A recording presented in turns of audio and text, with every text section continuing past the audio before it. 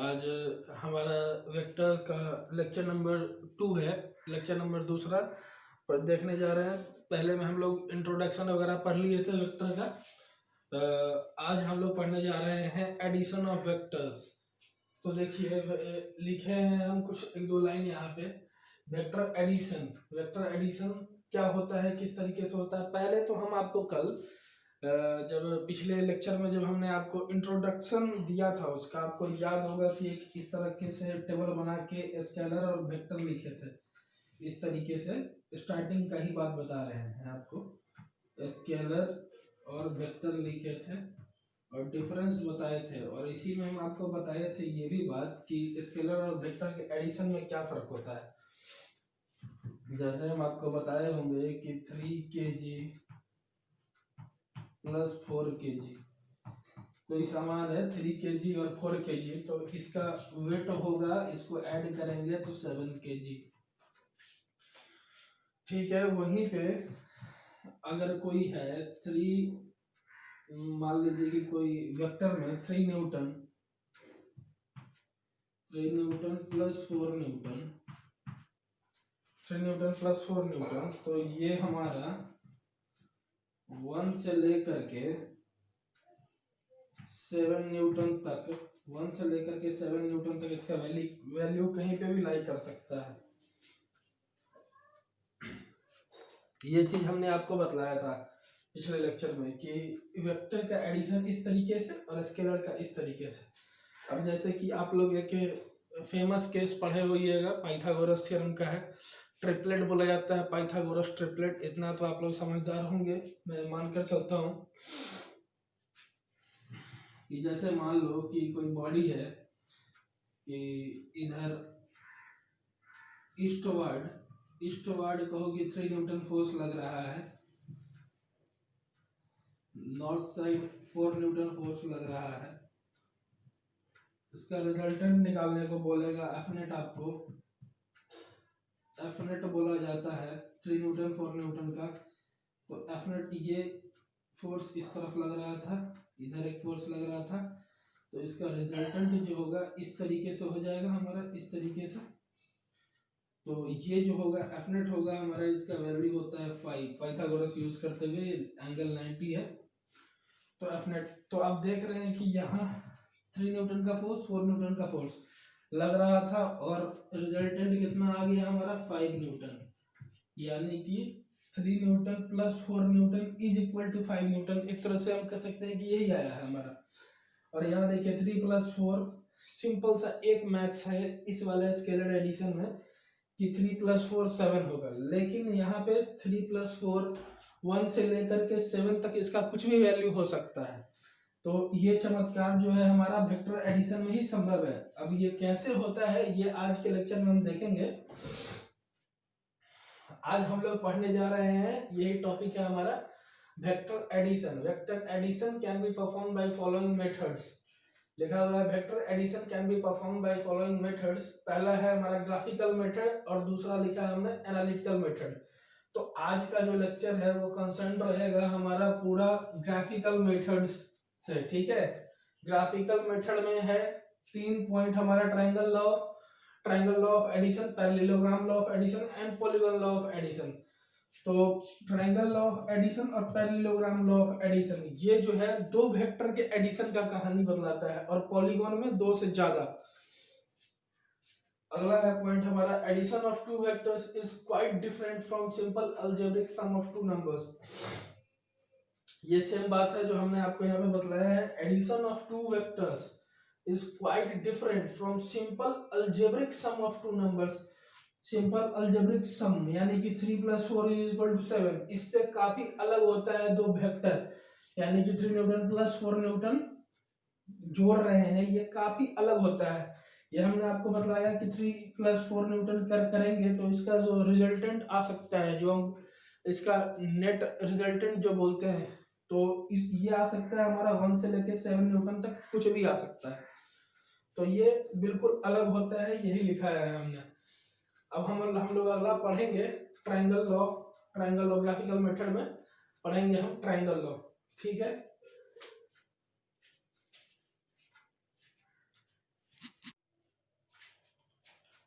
देखिए अगला है हमारा ट्रायंगल लॉ ऑफ एडिशन।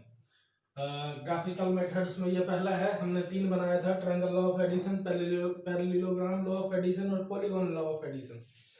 पहला है हमारा ट्रायंगल लॉ ऑफ एडिशन। इसके अंदर है कि देखिए क्या स्टेटमेंट लिखे हैं, पहले वो पढ़कर सुनाते हैं। ये स्टेटमेंट आपको तब समझ में आएगा जब मैं आपको यहाँ करके बताऊंगा कि किस तरीके से ऐड करते हैं। लेकिन चलिए पहले स्टेटमेंट पढ़ते हैं कि if two vectors are represented by two sides of a triangle in same order then their sum or resultant vector is given by the third side of triangle taken in opposite order। ठीक है, अभी कुछ समझ में ना आया होगा, लेकिन हम अभी और एक्सप्लेन करेंगे तो आप समझेंगे। सबसे पहला तो देखिए कि then their sum और रिजल्टेंट वेक्टर, कोई दो वेक्टर है, एक ए वेक्टर है और बी वेक्टर है, इसका सम जो है इसको हम लिख सकते हैं a प्लस बी, या इसी को एक और वेक्टर लिखते हैं इस तरीके से कि ये r, ये रिजल्टेंट बोलते हैं, और ये अपने आप में खुद एक वेक्टर होता है, रिजल्टेंट वेक्टर बोलते हैं इसी को। और रिजल्टेंट वेक्टर क्या होता है? रिजल्टेंट वेक्टर होता है sum of two vectors, resultant vector इसका नाम दिया गया है।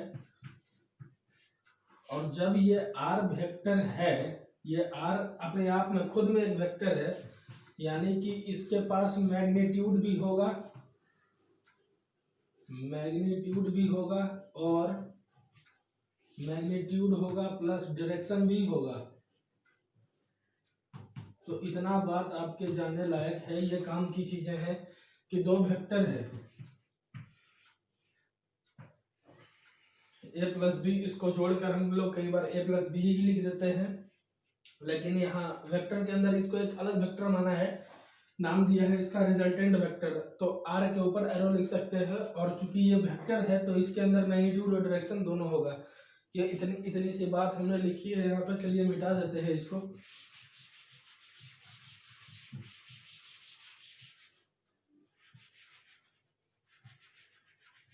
अब समझते हैं कि स्टेटमेंट का क्या मतलब हुआ।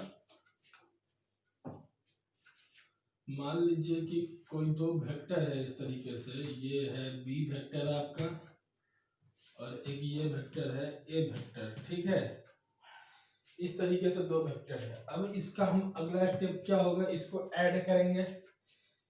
क्या ऐड करेंगे? इस तरीके से ए वेक्टर लिखेंगे, टेल टू टेल कनेक्शन कर देंगे, बी वेक्टर करेंगे, लिख देंगे, बना दिए। अच्छा, इसके बीच में हो गया मान लीजिए थीटा एंगल। अब आप जानते हैं कि हम बता चुके हैं आपको पिछले लेक्चर में कि parallel shifting of vectors is allowed. Vector का पैरेलल शिफ्टिंग जो है वो अलाउड होता है। तो ए वेक्टर तो जैसे है वैसे रहने दीजिए, ए वेक्टर को यहीं पे ऐसे ड्रॉ कर लिए। ये बी वेक्टर का डायरेक्शन नहीं चेंज करते हुए इसको पैरेलल शिफ्ट कर लेते हैं, यानी कि जिस तरीके से है ये उसी तरीके से एग्जैक्टली इस तरह से हम शिफ्ट कर सकते हैं कि नहीं कर सकते हैं? बी वेक्टर को शिफ्ट कर सकते हैं, क्योंकि हम आपको बता चुके हैं पिछले लेक्चर में कि पैरेलल शिफ्टिंग यहाँ था, इसको उठा के यहाँ रख दिए, parallel shifting of vectors allowed होता है। अब देखिए कि ये एक ए वेक्टर है, ये बी वेक्टर है, इसका रिजल्टेंट इसको ऐड करेंगे तो जो एक रिजल्टेंट वेक्टर आएगा हमारा वो इस तरीके से इधर की ओर होगा, इसको बोलते हैं a प्लस बी। और ये जो है इसको आप लिखिए a प्लस बी हो गया, ये आपका रिजल्टेंट देगा, ठीक है, a प्लस बी है, ये रिजल्टेंट देगा।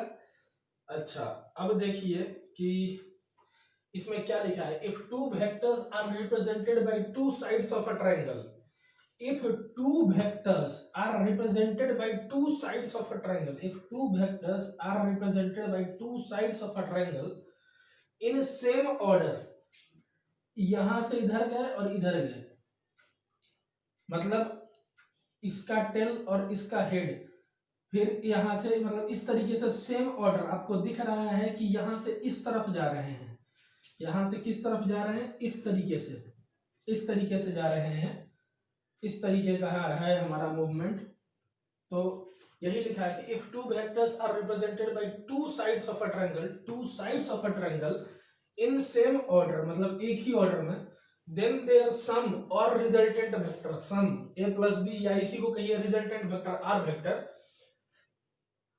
Is given by the third side of triangle, मतलब दो साइड तो ए और बी है, रिजल्टेंट जो होगा थर्ड साइड ट्रायंगल का जो होगा उससे हम दे सकते हैं resultant, taken in opposite order, taken in opposite order. तो इसको हम इस तरफ से ऐसे लिए ऐसे गए, तो अब जो है अपोजिट ऑर्डर यही होगा, तो हम इसका एरो दिखाए हैं इधर, ये एक्चुअली एरो लिखना चाहिए था हमको यहाँ पे, लेकिन यहाँ पे इसका भी एरो है, हौच पौच हो जाएगा, इसलिए हम आपको यहीं पे दिखा रहे हैं। तो यही होता है हमारा triangle law of addition, triangle law of addition ये होता है। अब देखिए थोड़ा इसको साफ साफ हम बना दें।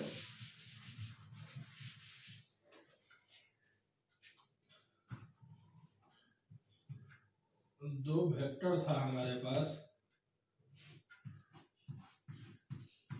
ए और बी, ठीक है, इसको तो पहले ऑर्डर में अरेंज कर लिए हम कि ए लिख लिए, ए वेक्टर और b vector tail to tail join है, इसके बीच जो होगा ये थीटा है हमारा, थीटा है। अब हम क्या कर लेते हैं सेम ऑर्डर में करने के लिए, ये सेम ऑर्डर में तो नहीं है, ये कॉमन पॉइंट से एक वेक्टर इधर एक वेक्टर इधर है, तो to vectors if represented by two sides of a triangle in same order, तो सेम ऑर्डर में करने के लिए बी वाले वेक्टर को हम पैरेलल शिफ्ट कर लेते हैं इस तरफ, तो ए वेक्टर को उसी तरह रहने दिए, ए वेक्टर को उसी तरह रहने दिए, बी का पैरेलल शिफ्टिंग कर लिए, ये बी वेक्टर हो गया हमारा। तो कहता है कि देन देयर सम और resultant vector is given by third side of triangle, तो थर्ड साइड इस ट्रायंगल का क्या होगा, यही तो होगा, यही तो होगा, ये थर्ड साइड, इसको बोलते हैं R vector, R vector is equal to, ये किसके बराबर होता है, ए प्लस बी के बराबर, ए प्लस बी के बराबर, ठीक है।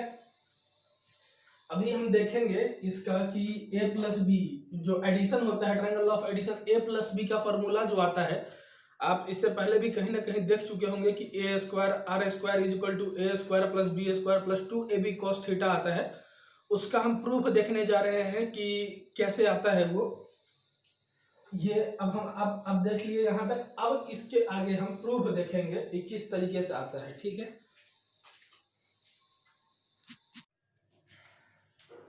देखिए अब हमको प्रूफ देखना था अभी, तो हम एक वेक्टर हमारा इस तरीके से बना हुआ था, ए वेक्टर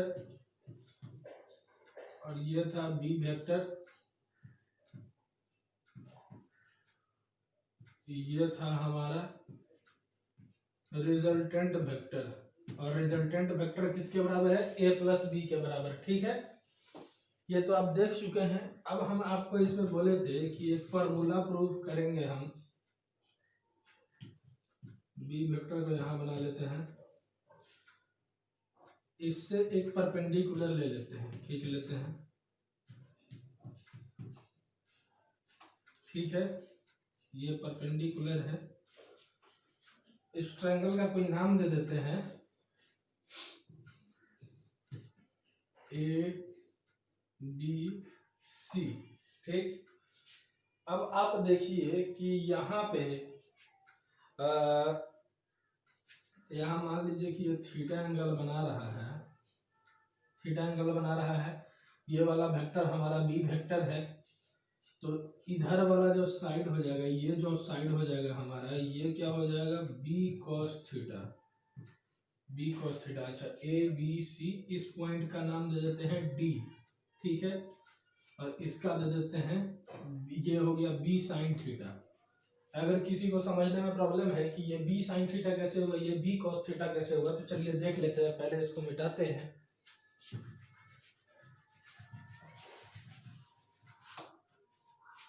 ये ट्रायंगल है ए बी सी और ये पॉइंट है हमारा डी, ठीक है। अब ये वाला ट्रायंगल आप देख रहे हैं, ये angle B C D, B C D, तो ट्रायंगल बी सी डी में, बी सी डी में आप देखिए कि थीटा ये है हमारा, cos थीटा बराबर क्या होगा, cos थीटा बराबर होता है बेस बाई हाइपोटेनस, बेस क्या है सी डी, सी डी और हाइपोटेनस है हमारा बी डी, ठीक है, बी डी। सी डी और बी डी जो है हमारा, अच्छा चलिए देख लेते हैं, कॉस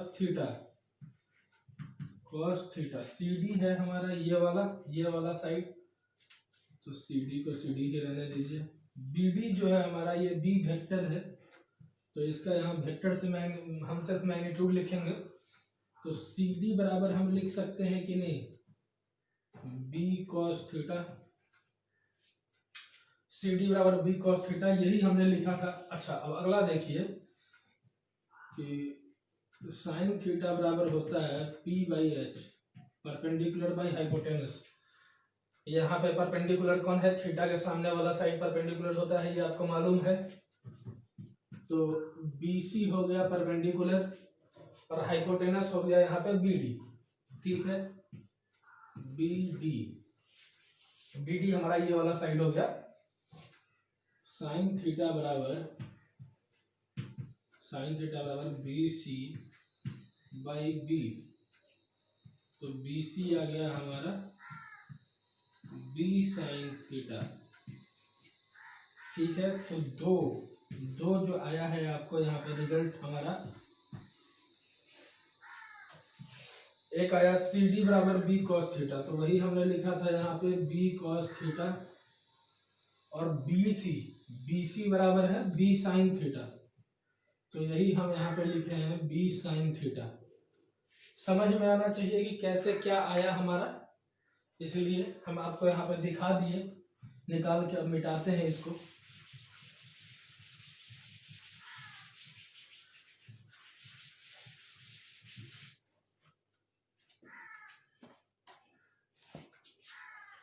अब देखिए इस ट्रायंगल में, एक मिनट, इस ट्रायंगल को थोड़ा हम बड़ा बना लेते हैं मिटाकर, पच हो गया था बहुत ज्यादा।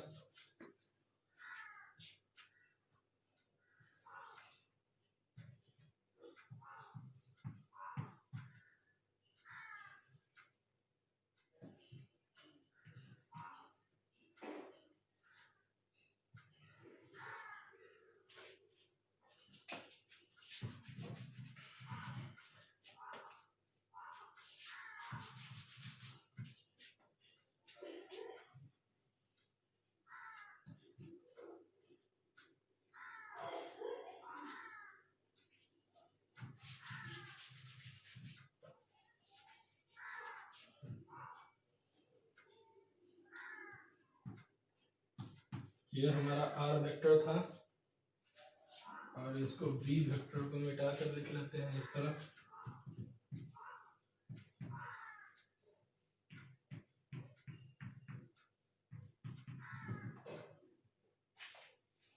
ये था ए बी सी और ये डी पॉइंट था, ठीक है।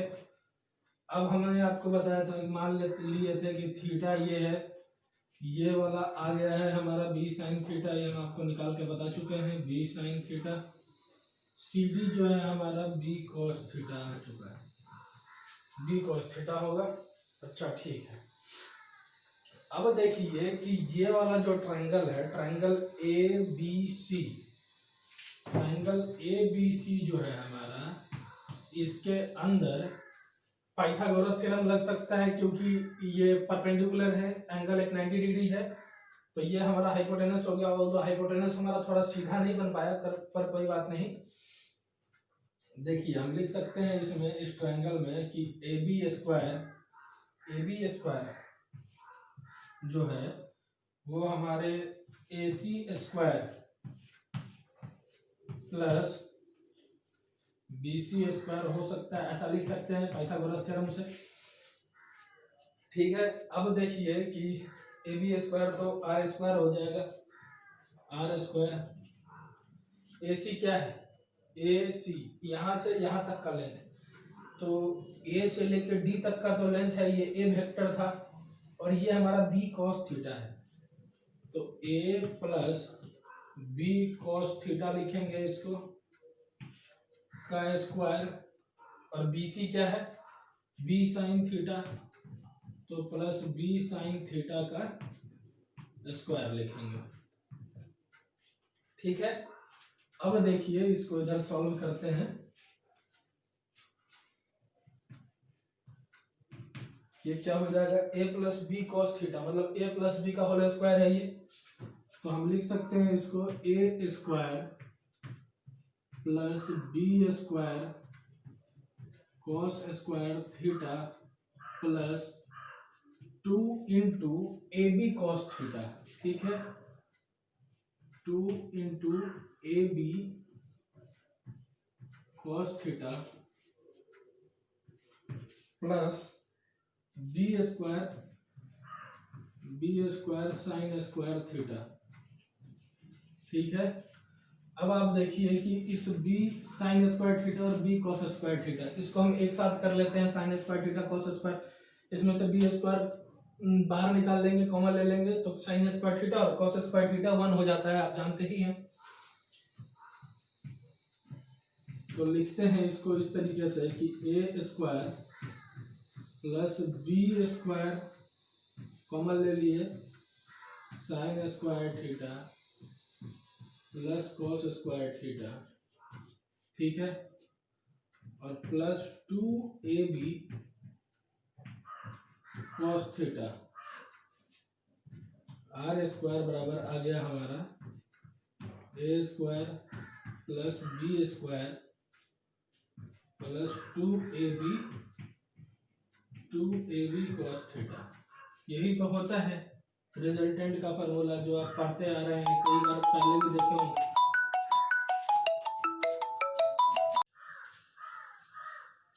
हाँ, तो हम लोग यहाँ पे थे, ये आता है हमारा रिजल्टेंट का फॉर्मूला, देखे होइएगा आप लोग, कई जगह बुक में लिखा हुआ, r is equal to A square plus B square plus 2ab cos theta.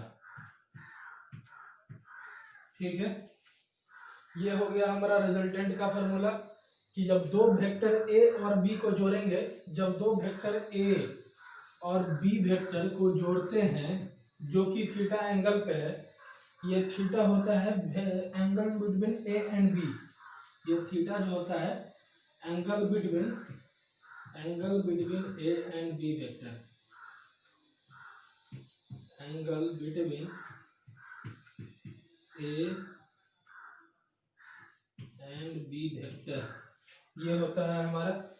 ठीक है, अब एक आता है, आप देखे होइएगा कई जगह पे, इसको चलिए इधर मिटाते हैं इस तरह, आप देखे होइएगा डायरेक्शन निकालने के लिए, रिजल्टेंट का डायरेक्शन निकालने का एक फॉर्मूला होता है। तो यहाँ पे मान लीजिए कि ये अल्फा एंगल बना रहा है। ठीक है, रिजल्टेंट जो है आर जो है हमारा, ये अल्फा एंगल बना रहा है ए वेक्टर से, इस वाले ए वेक्टर से अल्फा एंगल बना रहा है रिजल्टेंट। ठीक है, तो लिखते हैं कि tan अल्फा बराबर, tan क्या चीज का रेशियो होता है, परपेंडिकुलर बाय बेस का, परपेंडिकुलर क्या है BC, और हमारा ये नीचे बेस हो जाएगा AC, BC बाई AC। ठीक है, BC क्या है, B साइन थीटा, BC बराबर लिखे हैं क्या ऊपर, B साइन थीटा, और AC क्या है, AC है AD प्लस CD या DC बोलिए, ये है A plus B cos theta.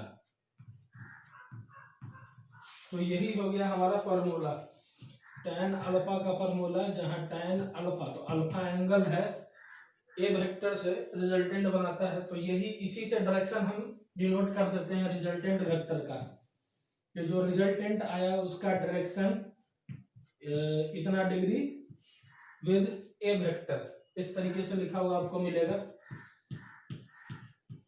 तो फॉर्मूला बुक में आपको दिखेगा लिखा हुआ यही, tan alpha is equal to b sine theta by a plus b cos theta. तो ये होता है हमारा फॉर्मूला, और ये आपने देख लिया ट्रायंगल लॉ ऑफ एडिशन। शुरुआत हम कहां से किए थे, शुरुआत किए थे कि एक ऐसा दो वेक्टर है हमारा, ये बी वेक्टर है एक ये ए वेक्टर है, इस तरीके से हम बतलाए आपको। तो फिर इसको ज्वाइन किए थीटा एंगल पे। फिर इसमें से क्या किए थे हम, इसमें से किए थे कि एक वेक्टर को, बी वेक्टर को पैरेलल शिफ्ट कर लिए थे।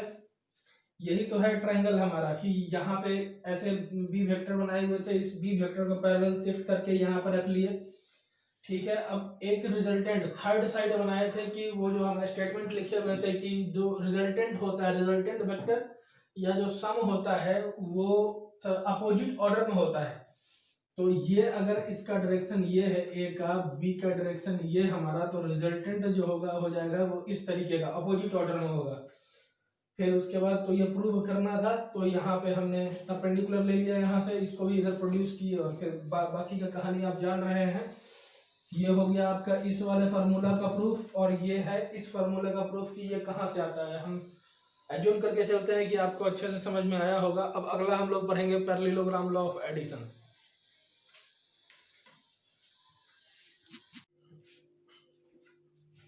अगला है हमारा दूसरा पैरेललोग्राम लॉ। तो चलिए स्टेटमेंट पढ़ने से पहले, इसका स्टेटमेंट पढ़ने से पहले देखिए जो हम यहाँ पे ड्रॉ कर रहे हैं। जैसे मान लीजिए कि ये दो वेक्टर है, इसका नाम दे देते हैं ए वेक्टर, इसका नाम दे देते हैं बी वेक्टर। ठीक है, दो वेक्टर है इस तरीके से। अच्छा, इससे पहले अब देखिए एक चीज, कि मान लीजिए कि कोई एक बॉडी रखा हुआ है, ठीक है, इस पे एक फोर्स इधर लग रहा है F2, इधर लग रहा है F1 फोर्स। बताइए कि इसका मोशन किधर होगा, इसका जो नेट इफेक्ट होगा इस तरफ होगा। ये डायरेक्टली बीच से तब पास करेगा जब F1 और F2 आपस में बराबर हो। सेम मैग्नीट्यूड का फोर्स अगर एक इस साइड लग रहा है तो ये एकदम बीचों बीच सीधे पास कर जाएगा, और इसका F नेट जो भी होगा वो एग्जैक्टली ये सेंटर में होगा, बीचों बीच। लेकिन अगर F1 F2 में से जो भी ज्यादा होगा उसके तरफ थोड़ा ये हमारा रिजल्टेंट शिफ्ट कर जाएगा। लेकिन चलिए वो कोई बात नहीं है, बात ये है आपको बतलाने का कि एक फोर्स इस तरफ लग रहा था F2, एक फोर्स इस तरफ लग रहा है हमारा F1। ठीक है, इसका ये रिजल्टेंट है हमारा, ये वाला जो बीच वाला है ये रिजल्टेंट है। तो इस जगह पे अगर आप इसका पैरेललोग्राम बनाने का चाहे, पैरेललोग्राम अगर कंप्लीट करना चाहेंगे तो कर सकते हैं, लेकिन अभी चलिए पैरेललोग्राम कंप्लीट करने की जरूरत नहीं है, आप बाद में समझेंगे। ये एग्जांपल रहने देते हैं। एक ए वेक्टर है, एक बी वेक्टर है, ठीक है, ड्रॉ कर लिए थे। अब बताइए कि इसका हमको रिजल्टेंट निकालना है। तो लिखा हुआ है यहाँ पे, जो लिखा हुआ है, अब इसका हम क्या करते हैं, सबसे पहला स्टेप होता है पैरेललोग्राम लॉ में कि हम पैरेललोग्राम कंप्लीट करेंगे।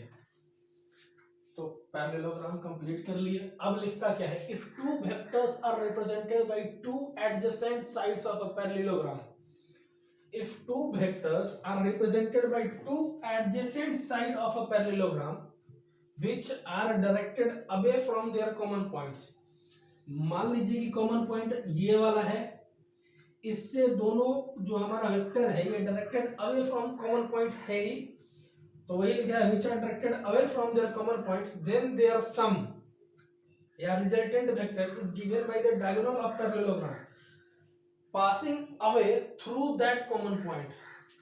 मतलब इसी कॉमन पॉइंट से पास कर रहा हो, दूर जा रहा हो, एक ऐसा वेक्टर बनेगा, यही होगा रिजल्टेंट ए और बी वेक्टर का। इस पूरे लॉ का, पैरेललोग्राम लॉ का यही सार है। अच्छा देखिए, इसमें ट्रायंगल लॉ और पैरेललोग्राम लॉ में दोनों में डिफरेंस क्या क्या हम आपको बता सकते हैं। तो डिफरेंस ये है कि आपको याद होगा कि ट्रायंगल लॉ में हमने ऐसे किया, दो हमारा वेक्टर था ए बी वेक्टर, इसका नाम था ए वेक्टर। ठीक है, हमने कहा था कि थीटा डिग्री एंगल है ए और बी के बीच में। तो ट्रायंगल लॉ ऑफ एडिशन में क्या किए थे, इस वाले बी वेक्टर को पैरेलल शिफ्ट कर दिए थे, यहाँ पे पैरेलल शिफ्टिंग कर दिए थे। ए वेक्टर, ये ए वेक्टर तो उसी तरह था, बी वेक्टर का पैरेलल शिफ्टिंग कर दिए और फिर रिजल्टेंट बनाए हम लोग इस तरीके से। लेकिन यहाँ पे हमारा इस लॉ में, पैरेललोग्राम लॉ में शिफ्टिंग की जरूरत नहीं है। एक सिर्फ और सिर्फ कॉमन पॉइंट यानी कि टेल टू टेल ही जुड़ा हुआ है। यहाँ हम टेल टू टेल जुड़ा हुआ था तो इसको हमको शिफ्ट करके हेड से टेल जोड़ना पड़ा ट्रायंगल लॉ ऑफ एडिशन में। लेकिन पैरेललोग्राम लॉ ऑफ एडिशन में देखिए कि टेल टू टेल जुड़ा हुआ था, कोई जरूरत नहीं पड़ा हमको शिफ्ट करने का। तो वहीं पे हम एक पैरेललोग्राम कंप्लीट करते हैं और उसके बीच उसी कॉमन पॉइंट से जो अवे डायरेक्टेड एक वेक्टर होगा वही होता है हमारा रिजल्टेंट।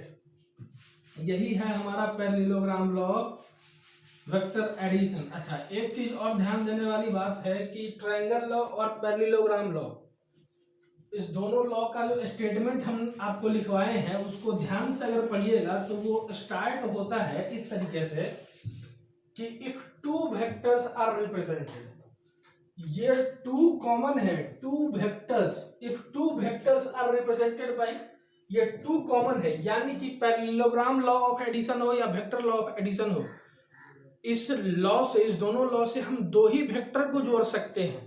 इसीलिए लिखा हुआ आता है कि if two vectors are represented by two adjacent sides. ठीक है, ये ए वेक्टर है, ये बी वेक्टर था हमारा। अच्छा, अब इसका नाम दे लीजिए कुछ कि ये ए है, ये पॉइंट बी है, ये पॉइंट सी है, ये पॉइंट डी है। ठीक है, नाम दे लीजिए। और इसके बाद मान लीजिए कि ये पूरा एंगल थीटा बना रहा है, ये एंगल अल्फा है। ठीक है, अल्फा है। अब आप बताइए हमको कि यहाँ पे आपको याद होगा कि A B vector plus AD vector जो है हमारा ये हो जाएगा एसी के बराबर, एसी वेक्टर के बराबर ए बी, यानी ए बी क्या है, ए वेक्टर है, और A D b vector, A plus B vector is equal to R vector. यही तो होता है, यही तो होता था ट्रायंगल लॉ ऑफ एडिशन में भी। पैरेललोग्राम लॉ जो होता है ये भी एक तरह से ट्रायंगल लॉ ऑफ एडिशन को ही फॉलो करता है। ये हम आपको बतला देते हैं कि कैसे। लेकिन देखिए ए प्लस बी बराबर आर वेक्टर, इससे तो यही आ रहा है, ए बी और एडी, ए बी और एडी एसी के बराबर है, ऐसा लिख सकते हैं। तो ए प्लस बी आर के बराबर है हमारा। आप जानते हैं आर का फॉर्मूला, आप जान चुके हैं, अभी ट्रायंगल लॉ ऑफ एडिशन में हम प्रूफ भी देखे थे उसका। आर का फॉर्मूला क्या होता था, A square plus B square plus 2ab cos theta. ठीक है, tan अल्फा का फॉर्मूला हमने आपको दिखाया था उधर। अब स्टेटमेंट मिटा रहा हूं मैं, पैरेललोग्राम लॉ ऑफ एडिशन का स्टेटमेंट मिटा रहे हैं हम।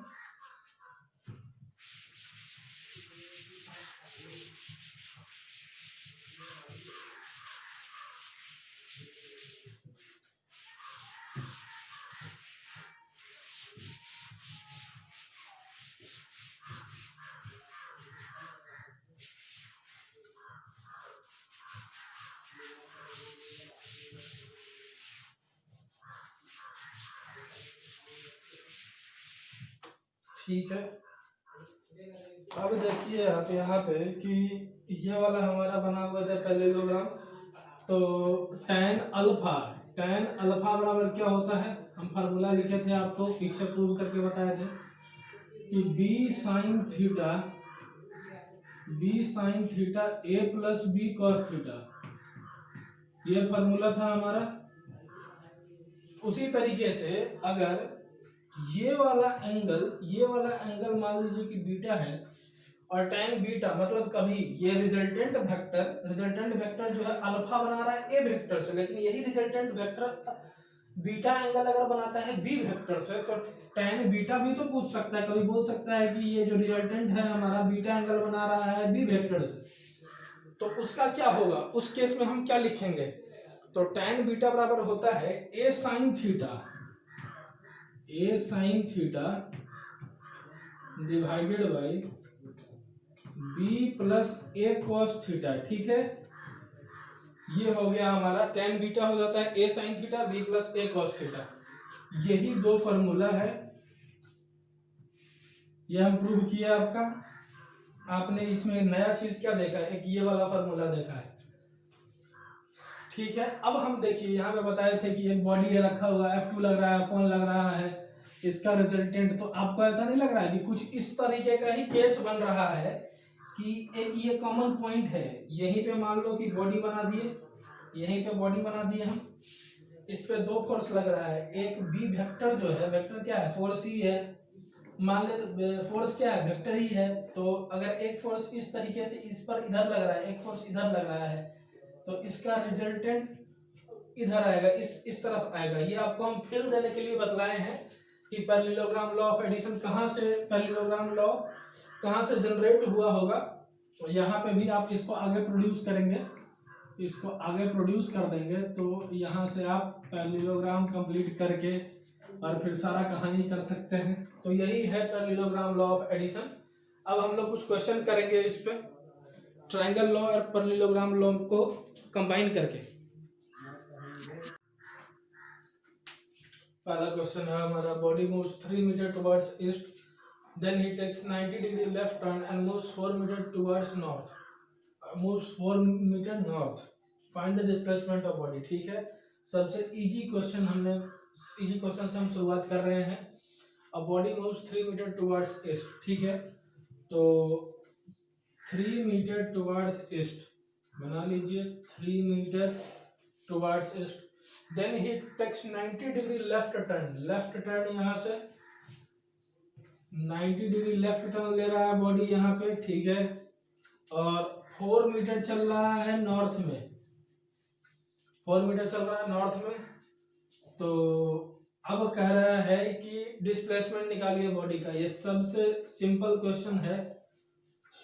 अब देखिए यहाँ पे कि डिस्प्लेसमेंट क्या हो जाएगा। डिस्प्लेसमेंट सबसे पहले तो जानिए कि डिस्प्लेसमेंट क्या है। डिस्प्लेसमेंट एक वेक्टर क्वांटिटी है, वेक्टर है यानी कि इसमें मैग्नीट्यूड भी होगा और डायरेक्शन भी होगा। और अब जान रहे हैं कि ये 90 डिग्री है, तो पाइथागोरस थ्योरम लगा के ये डिस्प्लेसमेंट जो होगा हमारा 5 हो जाएगा। ये सबको मालूम है कि डिस्प्लेसमेंट मान लो कि d है, d स्क्वायर क्या हो जाएगा, 3 square plus 4 square, d is equal to 9 plus 16 d square, और d इस तरीके से 5, 16 और प्लस 9 25 होगा। ये बताने का जरूरत नहीं है, आप जानते हैं कि 3 4 5 का ट्रिपलेट होता है पाइथागोरस थ्योरम में। तो डिस्प्लेसमेंट हो गया हमारा 5, लेकिन डिस्प्लेसमेंट जो होता है एक वेक्टर क्वांटिटी होता है, तो डिस्प्लेसमेंट का मैग्नीट्यूड तो आ गया हमारा 5 मीटर डिस्प्लेसमेंट हो गया, ठीक है। लेकिन इसके साथ डायरेक्शन भी तो कुछ लिखेंगे, वेक्टर क्वांटिटी में मैग्नीट्यूड और डायरेक्शन दोनों होता है। तो अब डायरेक्शन किस तरीके से निकालें, क्या करें डायरेक्शन निकालने के लिए। तो इस तरीके के क्वेश्चन में जब भी कभी इस तरह के तरीके का क्वेश्चन है, तो मेरा सजेशन आपको ये होगा कि ये तो हम चलिए आपको रफ में बताए हैं, ऐसे एक आप पहले हमने आपको north west east south, north south east और वेस्ट, ये आप बना लीजिए, ठीक है। अब डायरेक्शन आपको क्या पता चलेगा, यहाँ से क्या डायरेक्शन पता चलेगा। तो इस तरीके से पता करने के लिए कि मान लीजिए कि ये ओरिजिन है, इस वाले को सब कुछ भूल जाइए, ठीक है, मिटा देते हैं हम इसको, तभी भूल पाइएगा।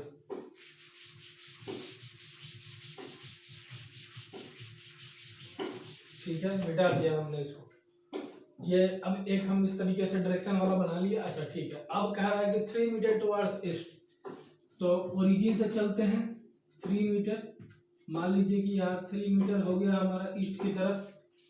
कह रहा है कि then he takes 90 degree left turn, तो 90 डिग्री लेफ्ट टर्न और 4 मीटर चलता है नॉर्थ में, तो नॉर्थ हमारा ये है, तो 90 डिग्री चल गया नॉर्थ में, ठीक है, और ये है 4 मीटर, तो ये जो होगा ये डिस्प्लेसमेंट हो जाएगा। ये डिस्प्लेसमेंट जो कि हम निकाल लिए हैं, अब देखें कि 5 मीटर आया है, ठीक। अब एक ट्रायंगल आप जानते होंगे, ये स्टैंडर्ड ट्रायंगल है, अगर नहीं जानते हैं तो जान लीजिए कि 3 4 5, ठीक है। अगर ये रहता है तो यहाँ पे एंगल 53 डिग्री और यहाँ पे होता है 37 डिग्री, ये याद रखिएगा।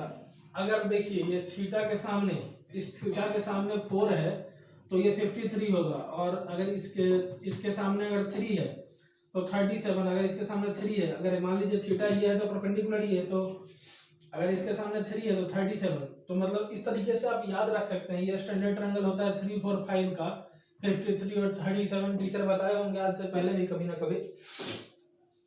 इस तरीके से आप याद रख सकते हैं, इस तरीके से याद रख सकते हैं कि ये 3, 4, 5 है, 3, 4, 5, 37 डिग्री, 37 डिग्री, तो 37 डिग्री के सामने 3 वाला और 4 वाले के सामने 53 डिग्री, ज्यादा वाले के सामने ज्यादा एंगल और कम के सामने कम एंगल। ठीक है, तो अब आप यहाँ देखिए कि 4 और 3 है, तो 4 है, इसके सामने वाला जो एंगल होगा ये अगर थीटा मानते हैं तो ये कितना हो जाएगा हमारा 53 डिग्री हो जाएगा, और ये कितना हो जाएगा, ये टोटल तो 90 ही होगा, तो ये हो जाएगा हमारा 37 डिग्री। ठीक है, अब इसका हम डायरेक्शन किस तरीके से लिखेंगे, डिस्प्लेसमेंट वेक्टर तो हमारा ये है, तो 5 metre.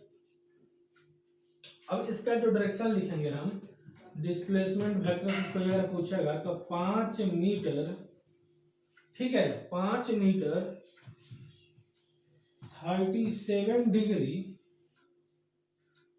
East of north, east of north. अब आप ये मत सोचिएगा कि ये भी समझ में नहीं आया क्या ईस्ट ऑफ नॉर्थ। पिछले लेक्चर में हम आपको सारा कुछ बता चुके हैं कि east of north, north of east क्या क्या मतलब।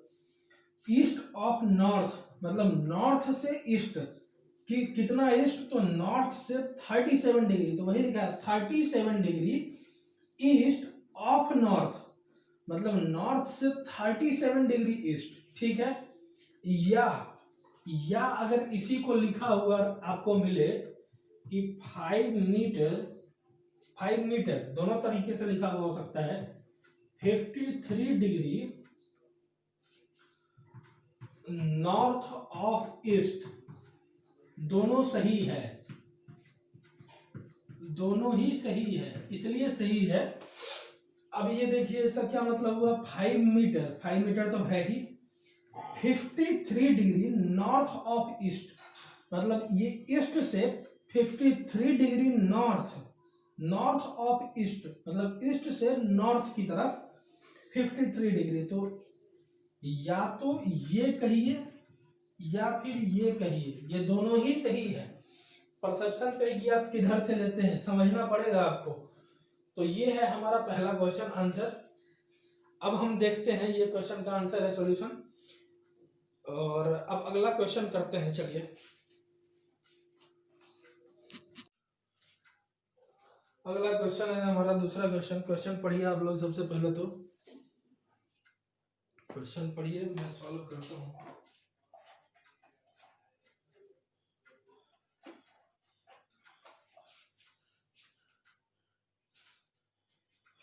क्वेश्चन है हमारे पास, 2 vectors of equal magnitude 10 newton each act at a point as shown, मतलब 10 न्यूटन का 2 फोर्स है, 60 डिग्री एंगल है दोनों के बीच में। फाइंड द रिजल्टेंट निकालने के लिए कहा है। रिजल्टेंट ऑप्शन में आप देख रहे हैं कि मैग्नीट्यूड के साथ साथ एंगल भी दिया हुआ है। ठीक है, मतलब रिजल्टेंट का एंगल पूछ रहा है। रिजल्टेंट एक वेक्टर होता है, आप जानते हैं कि रिजल्टेंट का मैग्नीट्यूड तो होगा ही सही, पर उसके साथ डायरेक्शन भी होगा। ठीक है, अब 2 वेक्टर है इस तरीके से, 10 न्यूटन पे लग रहा फोर्स, तो इसको मिटा के हम रीड्रॉ कर लेते हैं अच्छे से। जैसे मान लेते हैं कि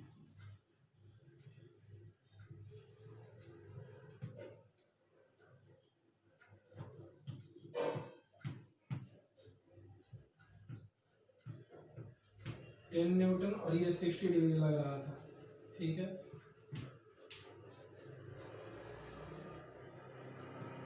इसका रिजल्टेंट कुछ इस तरीके से होगा, जो कि मान लेते हैं अल्फा एंगल बनाता है। ये टोटल 60 डिग्री बना रहा था, ये टोटल 60 डिग्री बना रहा था। ठीक, अब आप देखिए कि बोल रहा है क्या इसका रिजल्टेंट निकालने के लिए। तो रिजल्टेंट सबसे पहले तो मैग्नीट्यूड निकाल लीजिए, A square plus B square plus 2ab sine theta होता है, तो 10 square plus 10 square plus 2 into 10 square और कॉस थीटा कॉस 60 कितना होता है 1/2 होता है, तो 2 से 2 कटेगा, आर स्क्वायर आ गया हमारा 3 इंटू 10 स्क्वायर। इस तरीके से 10 बाहर निकल गया, 10√3 न्यूटन ये रिजल्टेंट आ गया। ये आप देख रहे हैं, कई लोग सोच रहे होंगे कि कौन सा फार्मूला से लाया भाई। ये फार्मूला है बच्चों, A square plus B square plus 2ab cos theta, अभी हम लोग पढ़े थे, ठीक है। ये फार्मूला था ए स्क्वायर, तो अब यहाँ देखिए ए और बी दोनों 10 10 है, 10 square plus 10 square plus 2 into ए बी, तो 10 10 10 स्क्वायर और cos 60 डिग्री, cos 60 डिग्री डालेंगे तो cos 60 1/2 होता है, तो इस तरीके से यहाँ 2 से 2 कैंसिल हो गया, 10 स्क्वायर 10 स्क्वायर 10 स्क्वायर, तो 3 इंटू 10 स्क्वायर लिख सकते हैं, ये 10√3 आएगा आपका, ठीक है। अब आप देखिए कि 10√3 कौन कौन ऑप्शन में, ये दो ऑप्शन है 10√3, चलिए इससे काम तो नहीं चलेगा। अब चलिए आगे चलते हैं, आपको एंगल निकालना ही पड़ेगा, कि एंगल अब निकालना ही पड़ेगा, तो क्या करें, निकाल ही लेते हैं। देखिए कि ये tan अल्फा है,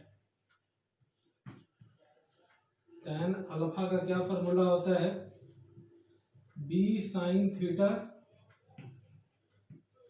divided by a plus b cos theta, ठीक है। अब tan अल्फा को tan अल्फा ही लिखिए, b sin थीटा, तो a और b दोनों तो बराबर है, तो 10 sin 60 डिग्री डिवाइडेड बाई, ये भी 10 है तो 10 प्लस 10 cos 60 डिग्री, ठीक है। tan अल्फा को ऐसे ही लेने दीजिए, 10 sin 60 डिग्री, तो 10 इंटू साइन 60 होता है √3/2, ठीक है, और 10 और प्लस 10 इंटू 1/2, तो 2 से 5 टाइम्स कट गया और ये 2 से 5 टाइम्स कट गया, तो हमारा आ गया क्या, आया ये 5√3 डिवाइडेड बाई 10 प्लस 5 15, ये 3 टाइम्स कट गया, √3/3 आया, इसको हम लिख सकते हैं √3 को इस तरीके से आप लिख सकते हैं, 3 को √3 इंटू √3, 3 से 3 कैंसिल होगा, ये 1/√3 आया, ये क्या आया 1/√3, tan अल्फा बराबर, ये tan अल्फा बराबर आया है 1/√3, और तो अल्फा बराबर हो जाता है 30 डिग्री, tan का वैल्यू 1/√3 30 डिग्री पे होता है, तो ये हमारा आंसर हो गया इसका करेक्ट डी। तो इसी तरह से सॉल्व करते हैं, दो वेक्टर है 60 डिग्री एंगल पे, तो उसका रिजल्टेंट तो निकाले ही, a plus R square is equal to A square plus B square plus 2ab cos theta वाले फॉर्मूला से रिजल्टेंट तो निकाले। अब हमको उसका डायरेक्शन निकालना है, यानी कि एंगल थीटा कितना बनाएगा, रिजल्टेंट जो है हमारा, ये रिजल्टेंट जो है ये थीटा कितना बनाएगा, तो थीटा बनाएगा ये, जैसे कि थीटा या अल्फा मान लीजिए, अल्फा बनाया, तो इस वाले फार्मूला से निकलता है tan अल्फा बराबर b sin theta a plus cos theta, a plus b cos theta, तो इससे निकाले हैं थीटा बराबर 30 डिग्री आया है, तो इसका ये आंसर हो गया, ठीक है। अगला क्वेश्चन देखते हैं,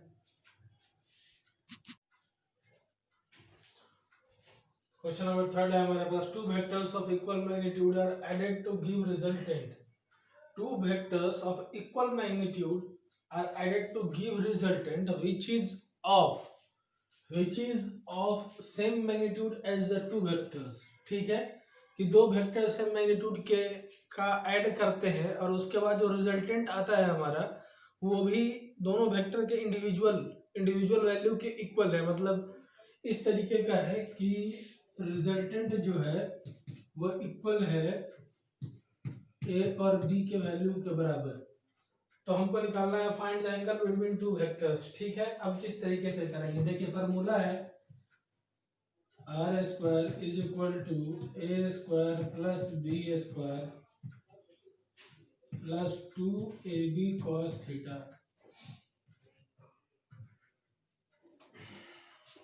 आर है ए और बी के बराबर, इसमें से कुछ भी मान लेते हैं, चलिए ए ही मान लेते हैं।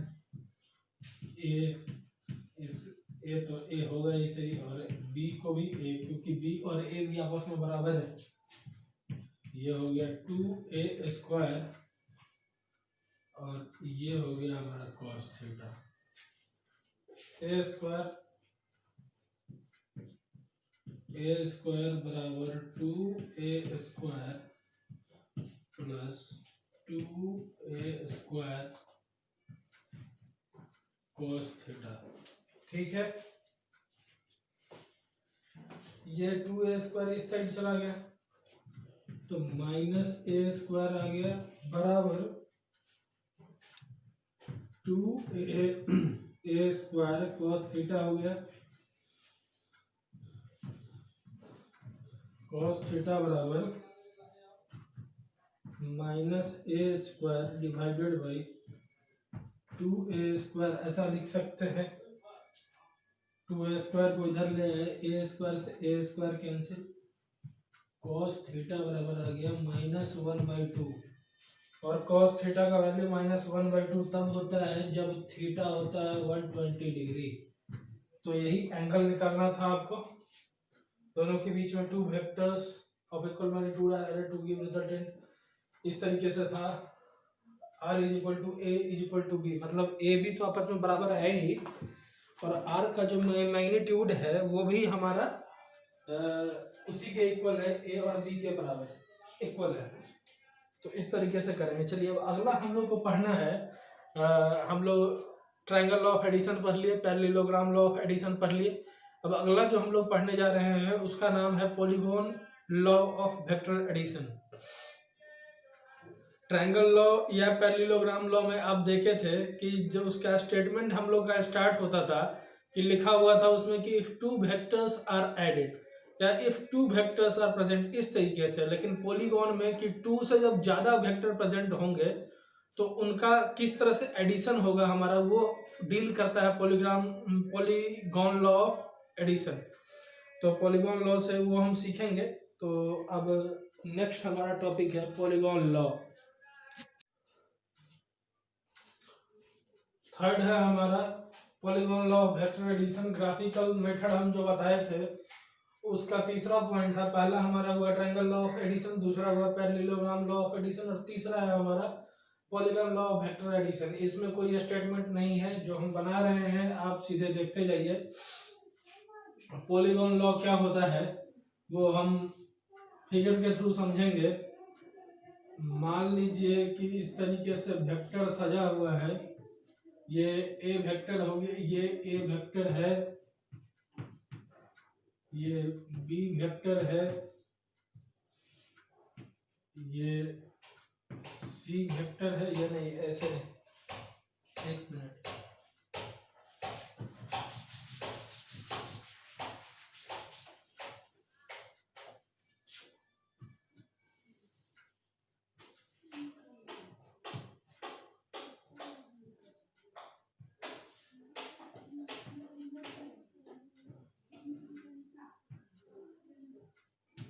ये एक ए वेक्टर है, इसका नाम दे लेते हैं। ये बी वेक्टर है, कॉमन पॉइंट से जुड़ा हुआ है सारे वेक्टर्स। कॉमन पॉइंट एक है, यहाँ से जुड़ा हुआ है ये चारों वेक्टर। अब दो से ज्यादा वेक्टर है, इसको ऐड करना है तो क्या करेंगे। अब ये वाला तो अब इसमें तो कोई दूसरा लॉ लगना चाहिए। तो यही है कि इसमें हेड टू टेल, इसको हेड टेल मेथड भी बोला जाता है, हेड टेल मेथड। अब इसको ऐड करने के लिए क्या करेंगे कि ए वेक्टर ऐसे बना लिए, ए वेक्टर, इसमें बी वेक्टर है, बी वेक्टर को ऐड करना है। तो बी वेक्टर बना लीजिए, बी वेक्टर इस तरीके से, ठीक है। सी वेक्टर है, तो सी वेक्टर बना लिए, C vector A B C, और एक और है हमारा डी वेक्टर, तो डी वेक्टर बना लिए। ठीक है, अब क्या हुआ, अब ए वेक्टर हो गया, बी वेक्टर हो गया, सी वेक्टर हो गया हमारा, और डी वेक्टर बन गया। इसका जो रिजल्टेंट होगा वो अपोजिट ऑर्डर में होगा। जैसे कि आप देखते थे कि इसमें ऐसे चल रहे थे इस तरफ से, तो रिजल्टेंट जो होगा हमारा इस तरीके से होगा।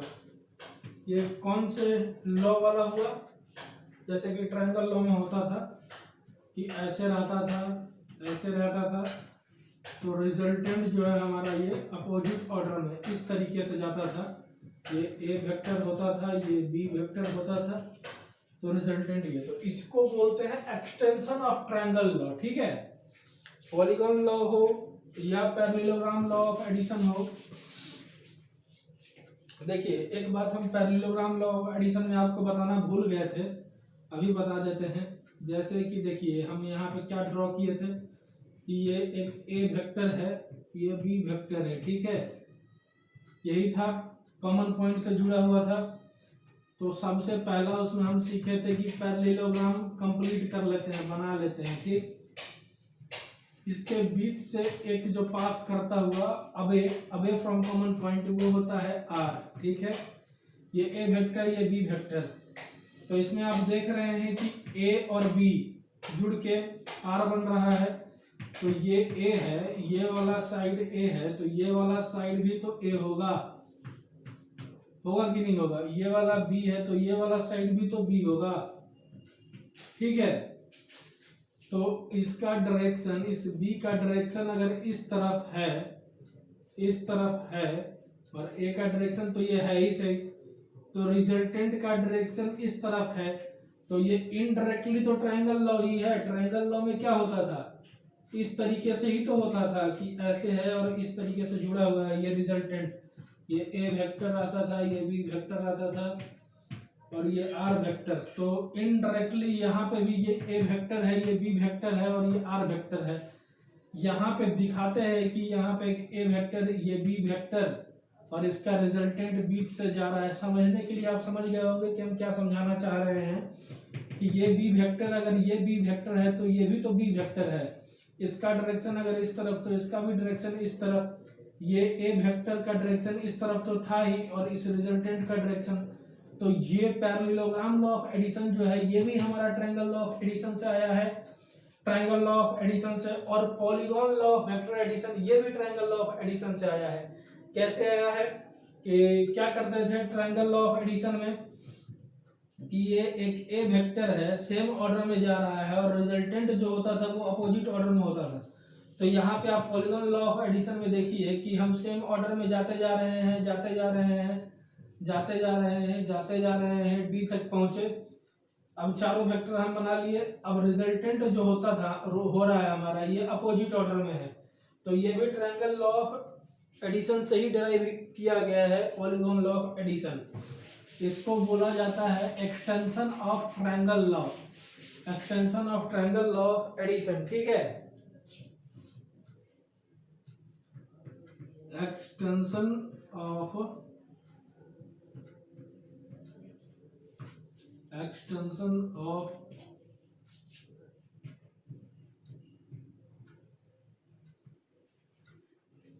Triangle law of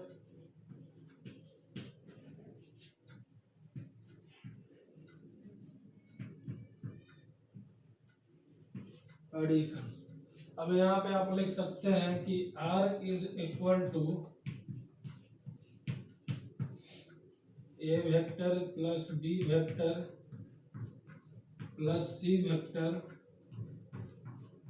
plus D vector. ठीक है, यही है हमारा polygon law of vector addition. ठीक है, अब आगे हम लोग पढ़ने जा रहे हैं, इस पॉलीगॉन लॉ का यूज होगा तब आपको पॉलीगॉन लॉ और अच्छे से समझ में आएगा। आगे हम लोग पढ़ने जा रहे हैं कि vector law is associative and commutative. दो प्रॉपर्टी पढ़ेंगे वेक्टर एडिशन का, कि vector addition is associative and vector addition is commutative. उसको जब हम एक्सप्लेन करेंगे तो पॉलीगॉन लॉ आप और अच्छे से समझेंगे, ठीक है।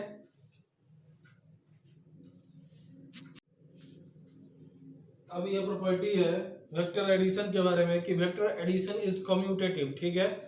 तो वेक्टर एडिशन इज कम्यूटेटिव, इसका क्या मतलब हुआ? इसका मतलब हुआ कि vector A plus vector B, vector A plus vector B is equal to vector B plus vector A, ठीक है। इसको हम प्रूव करेंगे यहाँ पे कि ये कैसे होगा, ठीक। अब देखिए कि दो वेक्टर है, वेक्टर बी और वेक्टर ए, ठीक है, कॉमन पॉइंट से जुड़ा हुआ वेक्टर ए और वेक्टर बी।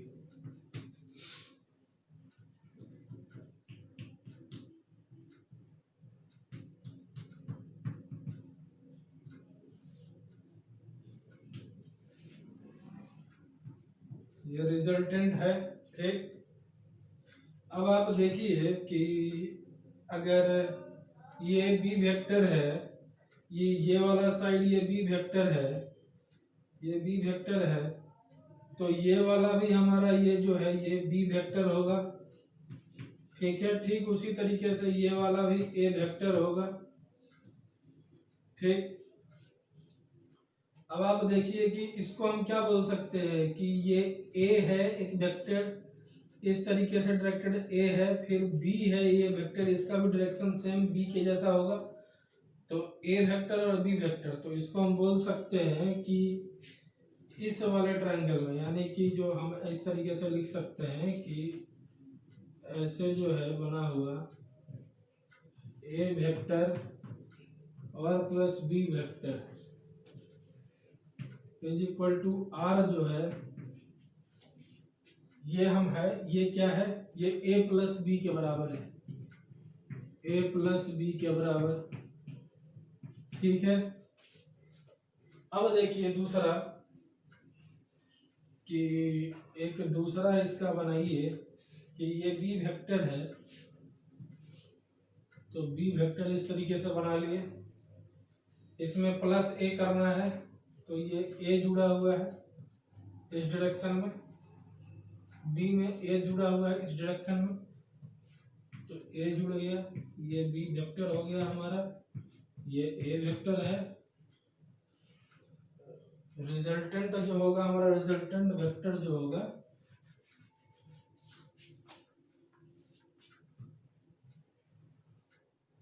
रिजल्टेंट वेक्टर जो हो जाएगा वो हो जाएगा vector B plus vector A, ठीक है। अब देखिए कि ये भी आर के बराबर, ये भी आर के बराबर, तो आ गया ना हमारा कि वेक्टर बी प्लस ए और ए प्लस बी आपस में बराबर है। तो यही बतलाना था हमको आपको कि ए प्लस बी जोड़ के ए प्लस बी, और ये बी प्लस ए कहाँ से लिए हैं, ये वाला बी और ये वाला ए, ये ए था तो ये भी ए वेक्टर हुआ, तो ये एक बी इस तरीके से जुड़ा हुआ है और ए वेक्टर इस तरीके से जुड़ा हुआ है डायरेक्टेड इस तरफ, तो इसका जो रिजल्टेंट वेक्टर हो जाएगा हमारा ये, वो हो जाएगा B plus A, vector B plus A, और दोनों आपस में बराबर है, तो यही है वेक्टर एडिशन इज कम्यूटेटिव, ये प्रूव हो गया। अब अगला हम लोग करेंगे vector addition is associative, prove करना है उसको। देखिए हमारा है कि vector addition is associative, last वाला जो है हमारा topic, vector addition is associative. इसका यह मतलब होता है कि पहले तो तीन वेक्टर आ गए यहाँ पे, वेक्टर ए बी सी, ठीक है। तो ये सब बचपन से पढ़ते आ रहे हैं आप, distributive law, associative law, commutative law, ये बताने का जरूरत, एक्सप्लेन करने का जरूरत नहीं है। इसको हम प्रूव करेंगे कि किस तरीके से होता है, ठीक है। तो अब देखिए प्रूव करना है तो सबसे पहला तीन वेक्टर लेना पड़ेगा हमको, तीन वेक्टर ए बी सी, तो ए बी सी तो ये तो पॉलीगॉन लॉ से ही पॉसिबल है, क्योंकि ना पैरेललोग्राम लॉ लगेगा ना वेक्टर एडिशन लगेगा इसमें, तो वेक्टर लॉ ऑफ एडिशन भी नहीं लगेगा। ये एक ए वेक्टर ले लीजिए, ये एक बी वेक्टर ले लीजिए, और ये वाला जो है एक सी वेक्टर हो गया हमारा, ठीक है। ये हो गया हमारा रिजल्टेंट। ये सेम ऑर्डर इस तरफ चल रहे थे तो ये अपोजिट ऑर्डर में रिजल्टेंट हो गया, ठीक। अब बोल रहा है कि a प्लस बी प्लस सी, ठीक है, a plus B plus C, लेकिन b प्लस सी जो है हमारा, ये b प्लस सी ये ब्रैकेट में है, ठीक है। अब हमको आप बताइए, अगर यहां से एक हम रिजल्टेंट बना देते हैं कि b वेक्टर b और c, वेक्टर b यहां से ऐसे जा रहा है और c इस तरीके से जा रहा है, इस तरीके से, तो इसका एक रिजल्टेंट यहाँ पे बना सकते हैं, इमीडिएट रिजल्टेंट b और c का बना सकते हैं। इसको हम लिख सकते हैं कि ये हो गया हमारा b और प्लस c, ये वाला जो हो गया ये वाला रिजल्टेंट हमारा b प्लस सी हो गया। तो अब हम लिख सकते हैं कि a, ये वाला वेक्टर a वेक्टर और ये वाला vector b plus C vector, b plus C vector तो यही है वेक्टर ये, तो a वेक्टर और b प्लस सी वेक्टर बराबर r का होगा कि नहीं। तो यहां हम लिख सकते हैं कि r बराबर a vector plus b plus C vector. अंतर समझ रहे हैं आप कि ये b प्लस बी और c तो था ही vector a plus B plus C, लेकिन यहाँ पे अंतर क्या है, ये b प्लस सी को ब्रैकेट में लिखा है, तो हम b और c का एक रिजल्टेंट बना लिए, रिजल्टेंट वेक्टर। अब a प्लस ये b प्लस सी के रिजल्टेंट वेक्टर में, मतलब a प्लस b प्लस सी ये वाले रिजल्टेंट वेक्टर में ऐड कर रहे हैं, तो भी तो हमारा r आएगा, ठीक है। इसी तरीके से एक हम और ड्रॉ करते हैं, एक क्या वही पॉलीगॉन है लेकिन थोड़ा स्वरूप बदला हुआ है, इसका डायगोनल अब दूसरा खींचना पड़ेगा। ये b हो गया हमारा,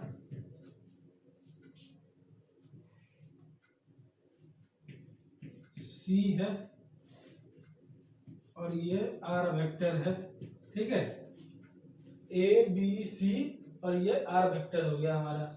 अब देखिए इसमें है a प्लस बी